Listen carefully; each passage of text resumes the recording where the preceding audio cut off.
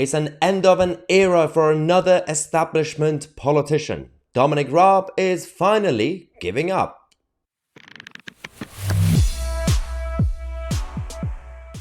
Hello, ladies and gentlemen. Welcome to the channel that challenges the mainstream media and the political establishment, from the left-wing nutters to the globalist elite. And today, another pro-establishment politician. Yes, Dominic Raab, who backed Rishi Sunak in the leadership election of the Conservative Party, is giving up. He's going to stand down as a member of parliament.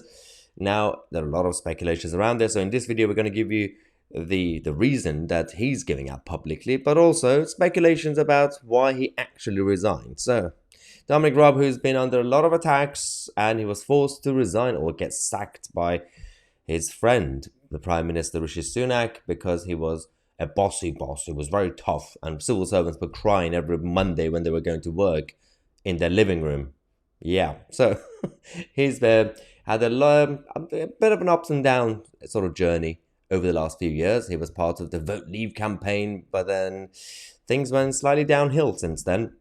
So he came out publicly to write that I have become increasingly concerned over the last few years about the pressure this job has placed on my young family. So only the last few years. A politician, a career politician, who spent years trying to be a bag carrier for the Conservative Party, for a political party in general, deliver leaflets, become a candidate, become an MP, become a backbencher, then a minister, then the top of government. You only just realize that this job, public service, would be a bit of a burden on your family. Okay, I mean, I appreciate this. I understand it's not an easy job. I can't do this sort of job when it comes to frontline politics, but it makes it sound like it's a bit of a shock or a surprise that, I just realized it's not really easy, is it, to be in the public eye?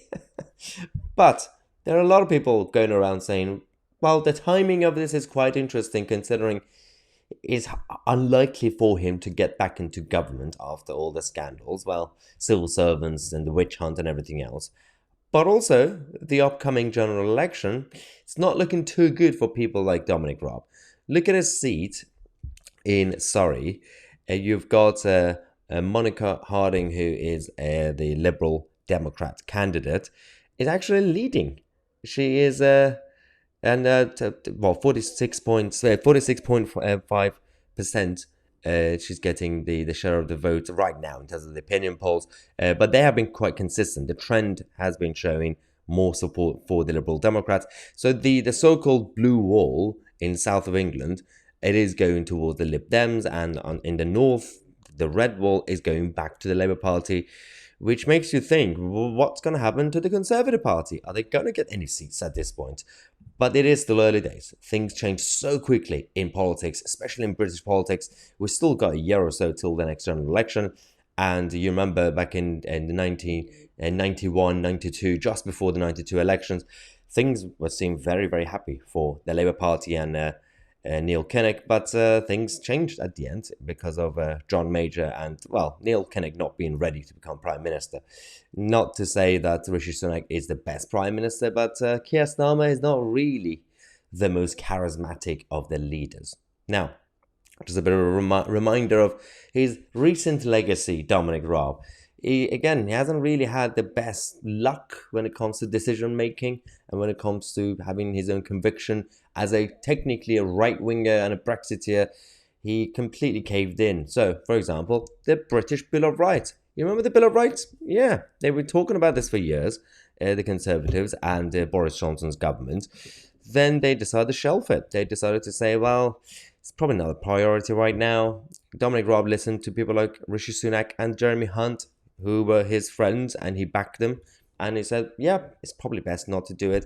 We're going to stay in the ECHR and just play the game.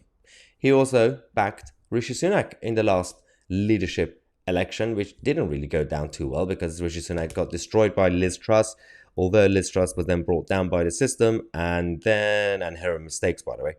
And then the so-called coup happened. Somehow Dominic Raab also got a top job again at the top of the government. So that was another thing that happened when it came to Dominic Raab and his recent legacy. But there are also some good news today. It's not just doom and gloom and stuff. We had the latest so-called forecast, IMF, the so-called credible IMF, International Monetary Funds, come out to upgrade the UK's growth to 0.4%. And they basically said, oh, yes, the recession is no longer going to happen and the inflation will come down, which we already knew. And we're going to have some economic growth, a little bit, tiny bit. But that's the resilience of the British public and British economy. So the IMF, by the way, have always been consistently wrong with every single thing that they've done. So the blue line is the IMF forecast. The red line is the real growth. It's always been higher than the IMF forecast. So this is the latest data is until 2019, but now it's going to slightly come up now. But again, this will definitely help Rishi Sunak and the Tories, because what they can do, they do not underestimate the Tory propaganda machine with the right-wing newspapers, the Sun, the Telegraph, the Mail, and all the others. What they can do is when the election times get closer, and when Keir Starmer and Angela Rayner and all the other nutters have to be forced to actually defend their own positions and their manifesto, people like Rishi Sunak could just go out there and say, well, I did promise you stability, and I'm giving you stability. Inflation's down by that point. Not yet, but by that point. Growth is coming back. Recession has been avoided. This, that, the pound is coming up. And that's how the Tories are going to go out there and say, the economy will be safe in our hands. So vote for us again. So there is definitely a big possibility for the next election to give us another hung parliament, which will be quite fascinating to see how close it will get, which party will be the largest party. It's still likely that Labour will be the largest party, but it will be a hung parliament. But let me know what you think in the comment section. I'm Mahyar, Tousi, and we are the media.